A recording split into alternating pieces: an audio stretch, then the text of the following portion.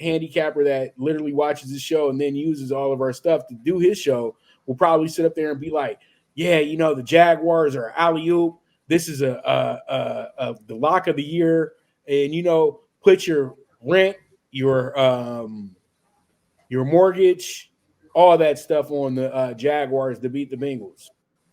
But you got to bet the money line, though. You wouldn't be able to bet the spread. Why? Because the Bengals are about to surprise everybody.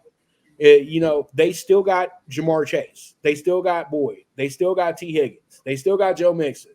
All they got to do is just run the right plays. And I think the quarterback is good enough to get the ball to them. Now, Burrow brings elements like running and being a little bit more decisive. But now, since his quarterback's had at least a week with the playbook and they figured out what his best plays are and what his worst plays are, this is going to be a totally different game.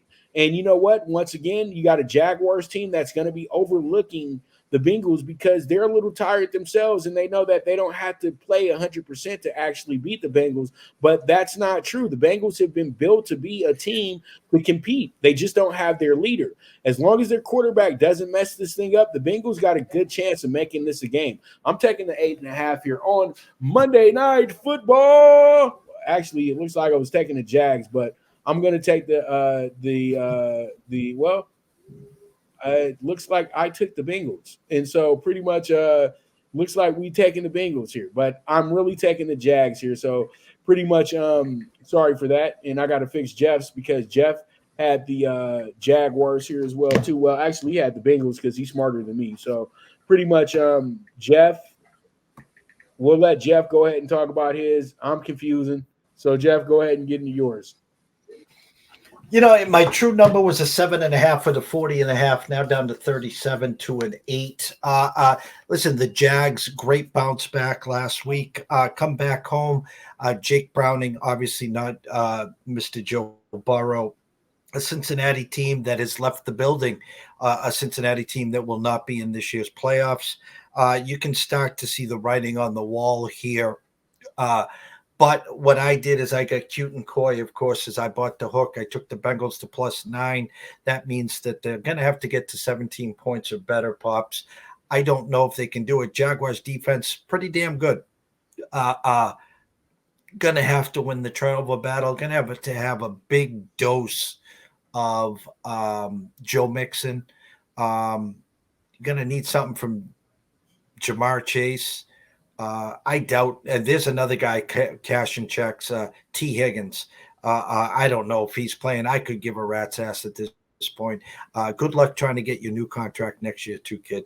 But give me the Bengals +9. It's not pretty. It's not ugly. I could see a route written all over this one, but too many points for me to turn around. Bengals defense, it's not that bad. And going to have to control the Lawrence to Ridley slow ETN down, but give me the Bengals +9, Pops. All right, so Jeff is taking the Bengals +9. Pretty much that's where he's at with his. And you know what? We're just trusting the Bengals on Monday Night Football because nobody else is. So, we'll be a part of the 10%, the 5%. We'll be a part of that group. We've been there before, guys. We've been there plenty of times. Love it. Love being a part of the 5 and 10%. And it's not because I'm trying to say,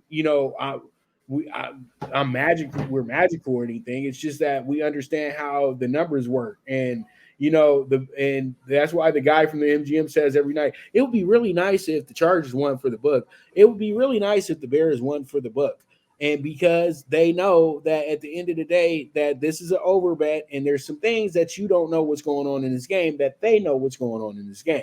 So it is what it is. But with that. Another great rocking show. You see what we did with 14 games. We still sat up here for 90 minutes talking. So it is what it is at the end of the day. But, Jeff, any final thoughts before we wrap this thing up? No, it hasn't been a great year for me. But, we're still here. We're still afloat. There's still games left on the board. Now this is where the real season begins. So we're trying to take all the information that we get. We process it through the opening numbers, the closing numbers. We're here on Tuesday at 3:00 Eastern. Numbers will change, injuries, who's playing, who's not playing. We give you what we see here on Tuesday. And again, you don't have to play every play. Just pick and choose and stay in your lanes. Tis the season when these games are being played. It will be December, so we'll still be here in December and the start of January. So always a pleasure, Pops, and wish nothing but the best to all the followers. All right, man. You guys are beautiful. We love you, and we can't wait to see you next week for week 14. And hopefully these results